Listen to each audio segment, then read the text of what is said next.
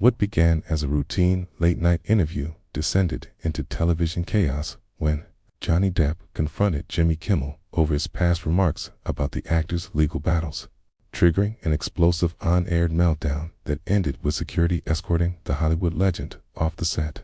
The studio lights blazed over Stage 7 as Jimmy Kimmel adjusted his tie, flashing his familiar smirk at the live audience. Tonight's guest was meant to be ratings gold Johnny Depp, making his first major talk show appearance since his highly publicized legal victories. The audience buzzed with anticipation, phones already recording despite the no filming policy. "Ladies and gentlemen, please welcome Johnny Depp," Kimmel announced with theatrical enthusiasm. The crowd erupted as Depp strode onto the stage, his trademark rings catching the studio lights. He waved to the audience before settling into the guest chair. His posture relaxed, but his eyes sharp a detail that should have warned Kimmel of what was coming. The interview began smoothly enough.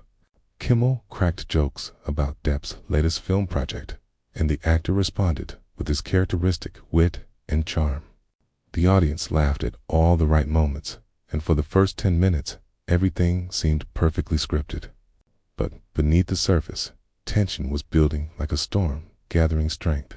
"So, Johnny," Kimmel said, leaning forward with calculated late-night intimacy, "we haven't seen you on the talk show circuit much lately. You've been busy with other things." The pause was deliberate, heavy with implication. The audience sensed a shift, their laughter fading into an uneasy murmur. Depp's smile stayed in place, but his fingers drummed once against his near barely perceptible tell. "Well, Jimmy, I've been focusing on my work, my music, spending time with my family. You know, the things that actually matter." Right. Kimmel nodded, something predatory flickering across his expression. "Now, speaking of things that matter, I have to ask, Kent, I know this might be uncomfortable, but during all that legal drama, some pretty wild stuff came out. I mean, we all saw those text messages, heard those recordings." The temperature in the room seemed to drop. Depp's publicist in the green room grabbed her phone, sensing disaster. The producers exchanged worried glances behind the cameras. "Jimmy," Depp said, quietly, his voice edged with warning that anyone who knew him would recognize, "I thought we were here to talk about my new film." But Kimmel didn't read the room or didn't care. He had smelled blood and circled. "Come on, Johnny. The audience wants to know, how do you bounce back from something like that? I mean, some of the things you said in private. Pretty shocking stuff for America's favorite pirate." The audience fell completely silent, electricity crackling in the air. Depp's jaw tightened almost imperceptibly. When he spoke again, his voice dropped into the dangerous whisper that had defined so many of his film roles. "You know what's shocking, Jimmy?" Depp leaned forward, eyes locked on Kimmel. "What's shocking is sitting here listening to someone who spent months making jokes about my personal hell on this very stage. Someone who turned my pain into punchlines for cheap laughs while I was fighting for my life and my reputation." Kimmel's smile faltered for a split second before snapping back into place, though sweat now beaded on his forehead. "Hey, that's what we do here. We joke about the news. It's comedy, Johnny. Don't take it so personally. Don't take it personally." Depp's voice rose slightly, the storm finally breaking. "You called me a wife-beater on national television. You joked about my addiction while I was in recovery. You turned my lowest moments into material for your monologue, and now you want to sit here and act like we're old friends having a chat." The cameras kept rolling, capturing every micro-expression, every bead of sweat, every shift in body language. This was no longer an interview. It was a reckoning, broadcast live to millions witnessing something unprecedented in late-night television. Kimmel tried to regain control, media training kicking in. "Look, Johnny, I understand you're upset, but upset." Depp cut him off, his voice now carrying the full weight of years of suppressed anger. "Jimmy, you have no idea what upset looks like. You sat in this chair night after night while I went through the worst period of my life, and you turned it into entertainment. You fed my reputation to your audience like meat to lions. And now you want to shake hands and pretend it never happened. The studio was so silent you could hear the hum of the air conditioning. Camera operators zoomed in, capturing the raw emotion etched across Depp's face and the nervous energy radiating from Kimmel. This was television gold, and everyone in the building knew it, including the executives upstairs who were likely having heart attacks. But this was only the beginning. Kimmel's face had gone pale, yet his ego refused to let him back down. Years of controlling late-night television had made him arrogant, convinced he could talk his way out of anything. He forced a laugh that sounded hollow in the dead air of the studio. Johnny, come on. You're being a little dramatic here, don't you think? This is television. We make jokes about everyone. Celebrities, politicians, your mom if she's in the news. It's not personal. It's just what we do. The casual dismissal was like gasoline on a fire. Depp's hands clenched the armrests of his chair, his knuckles white with tension. Not personal, Jimmy. You called my ex-wife a saint while calling me a monster. You made jokes about my sobriety while I was fighting to stay clean. You turned my children's pain into material for your opening monologue. The audience was completely silent now, some covering their mouths in shock, others reaching for their phones despite the no recording policy.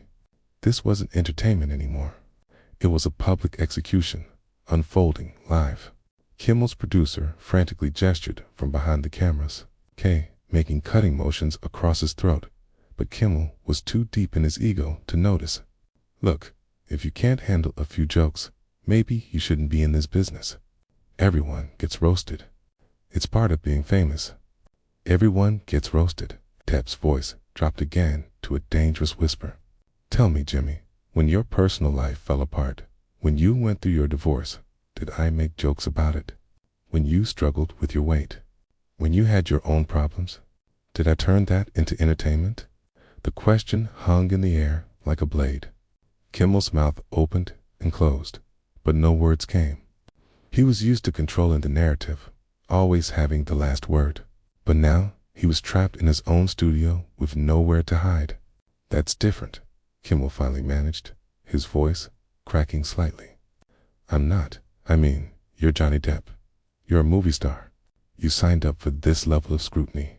I signed up to be an actor, Depp replied, not a punching bag for your insecurities.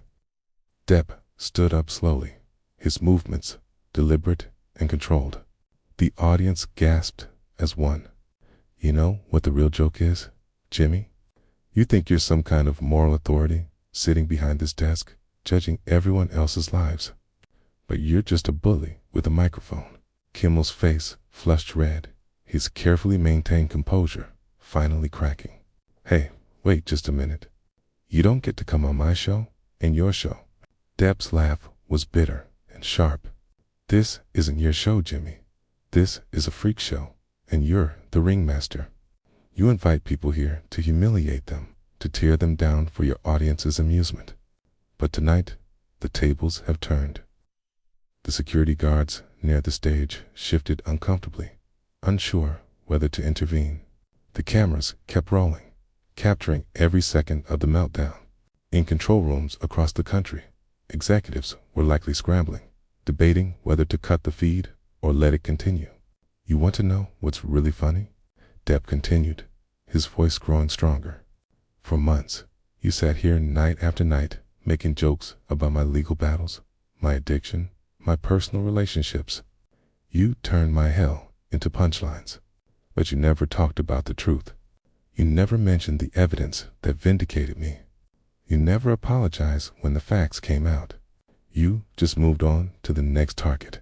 Kimmel was sweating profusely now, his shirt clinging to his back. Johnny, I think you're overreacting. Maybe we should take a commercial break. No. Depp's voice sliced through the studio. We're not taking a break. We're going to finish this conversation. You want to talk about my private life, my personal struggles, my darkest moments. Well, here I am. Let's talk about yours. The threat lingered in the air like a loaded gun. Everyone in the studio felt the shift a moment when the hunted became the hunter. Kimmel's eyes darted around the room, searching for an escape, but there was nowhere to run. What do you want from me? Kimmel asked, his voice barely above a whisper. Depp smiled, but there was no warmth in it. I want you to understand what it feels like to be the punchline. Jimmy, I want you to know what it's like when someone takes your pain and turns it into entertainment. But most of all, I want you to remember this moment every time you think about making jokes at someone else's expense. The studio fell silent again, the weight of Depp's words settling over everyone like a heavy blanket. This wasn't just a confrontation anymore. It was a reckoning, and everyone knew it. Kimmel's hands were shaking as he reached for his coffee mug, a desperate attempt to appear casual, but his voice betrayed him when he spoke. Johnny, I think maybe we should. Should what? Depp interrupted, taking a step closer to the desk. Should pretend this conversation never happened. Should go back to your scripted questions about my new movie. Should let you off the hook the same way you never let me off yours. The audience was transfixed, some leaning forward in their seats, others covering their faces with their hands. They had come expecting comedy and celebrity banter. But instead, they were witnessing the complete destruction of a late-night television host's reputation in real time. You know what the worst part is, Jimmy? Depp's voice was steady now, controlled like a surgeon wielding a scalpel. It's not even that you made the jokes. It's that you never bothered to learn the truth. You never did your homework. You just repeated whatever narrative got you the biggest laughs, regardless of whether it was destroying someone's life. Kimmel tried to regain some composure, straightening his tie with trembling fingers. Look, Johnny, I'm sorry if I hurt your feelings. Hurt my feelings? Depp's laugh was sharp as broken glass. Jimmy, you didn't hurt my feelings. You contributed to a campaign of character assassination that nearly destroyed my career, my relationships with my children, my ability to trust anyone in this industry. You weren't just making jokes. You were participating in a public lynching. The words hit the studio like a physical blow. Camera operators zoomed in tighter, capturing every bead of sweat on Kimmel's forehead, every muscle tensed in Depp's jaw. The show's producers were frantically trying to signal for a commercial break. But Kimmel couldn't see past his own panic. That's not fair, Kimmel stammered, his voice cracking. I was just doing my job. I was commenting on what was in the news. Your job? Depp's voice rose again, echoing through the studio. Your job is to entertain people, not to destroy them. Your job is to bring joy, not to spread poison.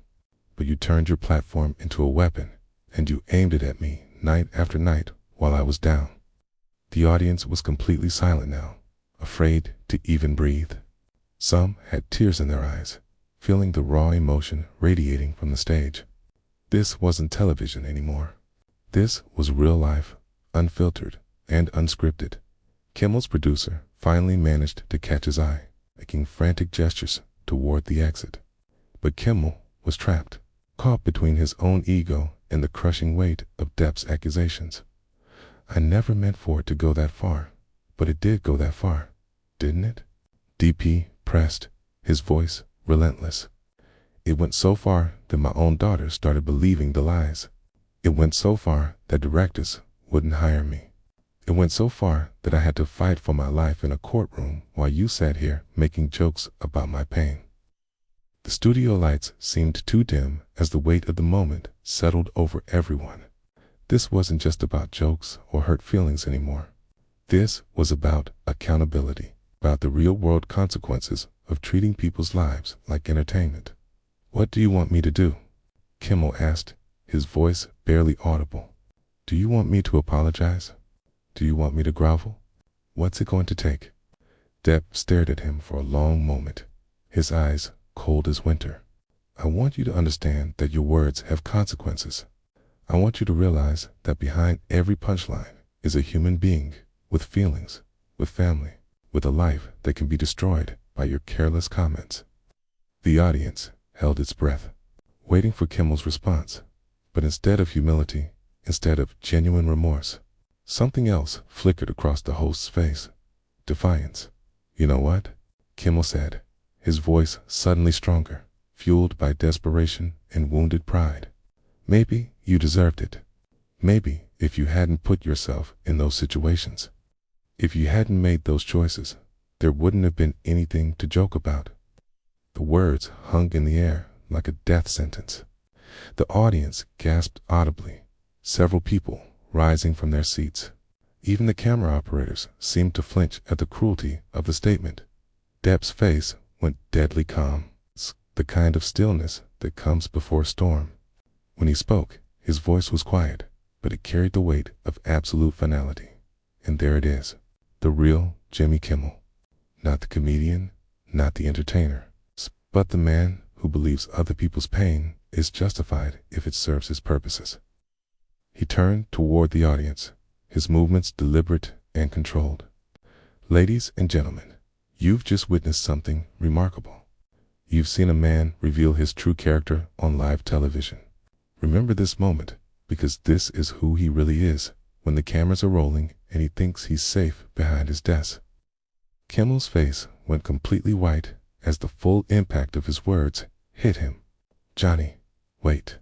I didn't mean," but Depp was already walking toward the exit, his dignity intact despite everything that had happened. The studio descended into chaos, producers scrambling and security guards moving into position. "Johnny, please," Kimmel called out desperately, half rising from his chair. "Don't do this. We can work this out." Depp didn't turn around. He paused at the edge of the stage and addressed the audience one final time without looking back at his tormentor. "To everyone watching at home, remember what you've seen here tonight. Remember that behind every celebrity scandal, every public downfall, every late-night punchline, there is a real person with real feelings. And remember that some people in this industry will destroy lives for ratings."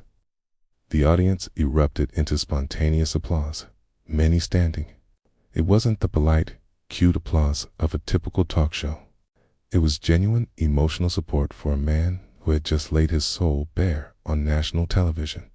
Kimmel's face crumpled as he realized he was losing his own audience. "Security," he shouted, his voice cracking with panic. "Get him out of here." Two large security guards moved toward Depp, but he raised a hand, stopping them. "I'm leaving on my own terms," he said calmly, "just like I did everything else." As Depp walked up the aisle toward the exit, audience members reached out to touch his arm and offer words of support. Some were crying, others cheering. The cameras followed his every step, capturing the raw emotion across the crowd. "This is my show," Kimmel screamed from behind his desk, his composure completely shattered. "You can't just walk out on me. I'm Jimmy Kimmel." Depp paused at the studio door and finally turned back. His eyes meeting Kimmel's across the chaos of the studio floor. "And I'm Johnny Depp," he said simply. "The difference is, people will remember this night for all the right reasons when it comes to me, and all the wrong reasons when it comes to you." With that, he pushed through the exit doors and disappeared into the night, leaving behind the studio in complete pandemonium. Kimmel stood behind his desk, his shirt soaked with sweat, his hands shaking uncontrollably. The audience was still on its feet, but now they were booing, their anger unmistakable. Someone shouted, "Shame on you," from the back of the studio, and others joined in, chanting, "Cut to commercial. Cut to commercial now." Kimmel screamed at his producers, but it was too late. The damage was done. Broadcast live to millions who had just witnessed the complete collapse of a late-night television institution. Social media exploded with clips of the confrontation, with hashtags supporting Depp trending worldwide within minutes. The show never returned from that commercial break. Instead, viewers were shown an endless loop of advertisements while network executives held emergency meetings and lawyers prepared damage control statements. In the weeks that followed, the fallout was swift and unforgiving. Sponsors pulled their ads, A-list celebrities canceled appearances, and the show's ratings plunged to historic lows. Kimmel issued multiple public apologies, each one more desperate than the last, but the damage to his reputation was irreversible. Meanwhile, Depp's career experienced a renaissance. Directors who had previously avoided him because of negative publicity now lined up to work with him. His new film, the one he had originally come to promote, became one of the year's biggest hits. More importantly, he reclaimed his narrative and his dignity. The confrontation became a defining moment in entertainment history, studied in media ethics classes and cited whenever discussions arose about the responsibility of public figures to treat one another with basic human decency. It served as a stark reminder that behind every celebrity scandal is a real person whose life can be destroyed by careless words and thoughtless cruelty. The incident sparked widespread discussion about the culture of late-night television, the ethics of comedy at others' expense, and the real-world consequences of turning people's pain into entertainment. Many hosts across the industry quietly changed their approach to celebrity gossip and personal attacks, unwilling to risk facing their own reckoning. As for Kimmel, he never fully recovered from that night. His show limped along for several more months before ultimately being canceled, a casualty of his own cruelty and arrogance. He retreated from public life, his reputation forever tarnished by the moment. He revealed his true character to the world. The confrontation underscored the importance of respect and professionalism in the entertainment industry, serving as a powerful reminder that fame and success do not give anyone the right to destroy another person's life for profit or entertainment. In the end, justice was served not in a courtroom, but on a soundstage, witnessed by millions who finally saw the truth about both men. Depp walked into that studio as a target, but he left as a victor, having reclaimed not only his reputation, but his soul.